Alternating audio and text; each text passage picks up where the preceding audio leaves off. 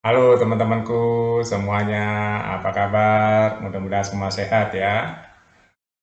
Oke teman-teman, saya mau bicara tentang negara ini yang sangat memprihatinkan di dalam penegakan hukum dan korupsi ya teman-teman. Jadi kalau saya mau cerita sebenarnya panjang tapi saya singkat saja.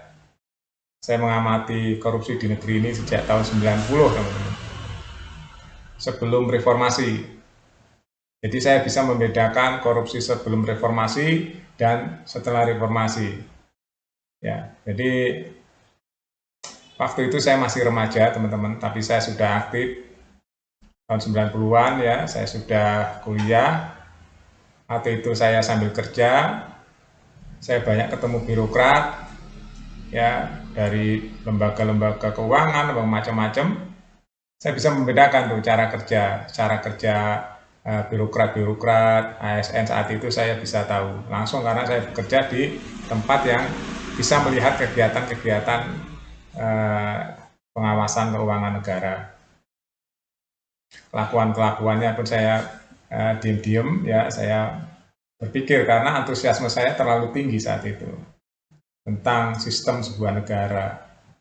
Akhirnya perjalanan waktu terjadilah reformasi teman-teman. Setelah reformasi saya juga aktif lagi di lingkaran birokrat.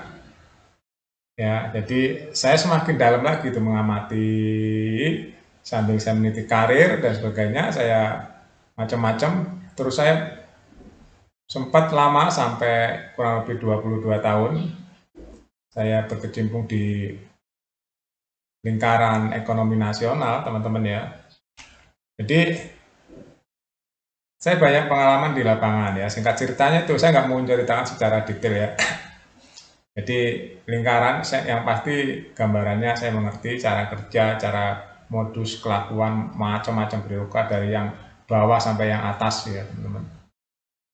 Akhirnya saya dalam diri merasa aneh gitu, kok orang bekerja begini ya, kok orang bekerja begini ya. Karena saya selalu bertanya kenapa begini, kenapa begitu dalam diri saya. Oh akhirnya penasaran, penasaran, penasaran sampai hari ini pun belum selesai penasaran saya. Ya walaupun saya sebenarnya malas mikirin kelakuan-kelakuan mereka, biarkan mereka sendirilah ya yang menikmati gaya hidup mereka, kerakusan mereka, kegridian mereka, para koruptor ini teman-teman. Jadi mereka itu adalah orang-orang yang rakus, yang tidak pernah puas, tidak pernah bersyukur. Dia tuh suka ngambil hak orang, ya, koruptor itu kan ngambil hak orang. Nah, saya mau menyoroti tentang apa yang dilakukan oleh penegak hukum dan apa yang dilakukan oleh negara ini, teman-teman. Ya, keseriusan negara, eksekutif dan legislatif. Sampai hari ini saya prihatin melihat persidangan ya. Singkat cerita saya mau ngambil kisah kasus sidang BTS saja ya, ini yang sangat menyita perhatian saya. Selain Kementerian Pertanian yang luar biasa rakusnya itu ya, setelah sidang saya saksikan, aduh Kementerian Pertanian ya, yang tersangkanya SYL ya, aduh saya ngelihat sidangnya itu miris. Jadi pemerasan terjadi di mana-mana itu sampai saksi-saksi dihadirkan tuh ada yang pakai uang sendiri, pakai uang institusi macam-macam lah ya untuk bangun kamar, untuk beli sapi, untuk bayar ini, bayar kartu kredit, bayar angsuran. Wah saya jadi wow isinya hutan belantara begitu ya. Jadi kelakuannya saya tambah miris ngeliatin apakah ini gunung es. Apakah ini gunung es? Saya sudah sejak lama ini bilang ini gunung es, teman-teman, gunung es. Ini pun menurut saya yang sial saja ya. Terus saya pindah lagi ke kasus mengenai BTS nih. Hari ini ya, AQ dia, inisialnya AQ di sidang nih hari ini. Dia terima 40 miliar dari korupsi tower BTS Kominfo nih. Saya catur dari Tribun ya. Bayangin di 40 miliar ditaruh di hotel bintang 5, dia sewa 2 kamar. Nah, satu kamar untuk nyimpen duit, satu kamar nggak ditempati. Hanya untuk kencing saja. Makanya di pengadilan pada tertawa itu. Orang cari duit setengah mati, ini nyewa kamar nggak ditempati. Hanya untuk naruh duit 40 miliar. Jadi saya kadang-kadang mikir ya, orang rakus-rakus seperti ini hukumannya seperti apa? Ya, produk hukum itunya seperti apa nih, hukum pidananya atau hukum TPPU-nya seperti apa nih nanti? Saya hilang akal saya, teman-teman ya. Teman-teman mungkin nggak percaya kalau lihat tampang saya mengalami banyak hal di kehidupan ini, teman-teman. Ya, macam-macam kehidupan sudah saya alami dari yang akar rumput sampai ke yang katanya orang hebat-hebat itu ya, teman-teman, saya sudah mengalami semua. Jadi saya sampai bertanya-tanya, hidup ini kok seperti ini ternyata ya. Ada orang yang rakusnya luar biasa. Ada orang yang menggabungkan antara eh, kekuasaan dan kerakusan. Ada orang yang ingin jadi abdi negara tapi tujuannya untuk mengeruk uang. Ada orang yang ingin mengambil uang pajak-pajak dari rakyat ini untuk kepentingan diri sendiri. Dan itu udah banyak kasus yang sudah inkrah ya. Saya ambil contoh, dulu ada Gayus, yang terakhir ini ada pajak lagi itu yang anaknya menganiaya anak orang lain itu, siapa nama?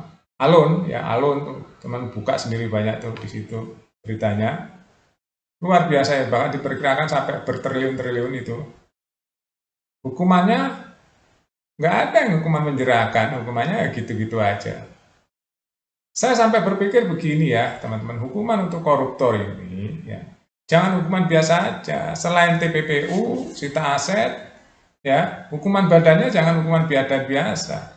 Semua keluarganya yang menikmati ditarik semua dihukum dan dimiskinkan. Biar dia tahu rasanya orang miskin itu seperti apa. Kalau nggak gitu nggak ada cerah, teman-teman. Percaya dah, nggak ada cerah. Duitnya udah disimpan di mana-mana. Duitnya udah disimpan di mana-mana, nggak ada cerah. Nah, saya mengusulkan ya, kalau mau ekstrim, ya agak ekstrim, nah ini belum ekstrim sebenarnya. Kalau ekstrim seperti Cina, habisi langsung. Tapi saya menyarankan hukumannya jangan habisi langsung. Di penjaranya di lapangan. Di lapangan itu kan kalau siang panas nih, biarin kepanasan. Begitu juga kalau malam, biarin kedinginan. Jadi siang itu dia kepanasan, kalau ada semut biarin semut gigitin. Kalau malam ada nyamuk biarin nyamuk gigitin gitu. Itu hukuman dalam proses setimpal. Hujan kehujanan biarin, panas kepanasan, hujan kehujanan. Itu baru. Nanti ada yang bilang itu enggak, itu melanggar HAM atau enggak ada kemanusiaan. Teman tahu nggak, koruptor itu dia melanggar HAM. HAM, hak orang lain diambil dia. Bahkan lebih kejam dari pembunuhan koruptor itu. Bunuh banyak orang sekali koruptor itu. Masih dikasihani, masih dibilang HAM. Enggak. Koruptor itu kejahatan yang paling jahat di dunia ini, salah satunya koruptor. Karena dia bukan orang miskin, dia orang kaya, dia udah mapan, dia seorang pejabat, sehingga dia bisa korupsi. Hukumannya harus ekstra. Ya, nggak ada melanggar HAM. Kalau dia melanggar HAM kok, dia itu melanggar HAM. Dihukum di lapangan melanggar HAM. Enggak, hujan-hujanin aja. Panas-panasin, enggak. Kalau siang ada semut-semut, biarin gigit semut. Bila perlu dikasih semut angkrang itu yang warna merah tuh. Kalau malam, ya nyamuk kan datang sendiri tuh malam. Biarin aja digigitin nyamuk. Itu teman-teman ya.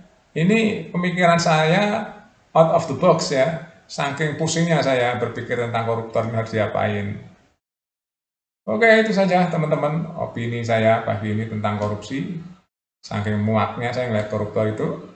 Mudah-mudahan siapa tahu teman-teman ada ide lain silahkan komen. Sampai jumpa.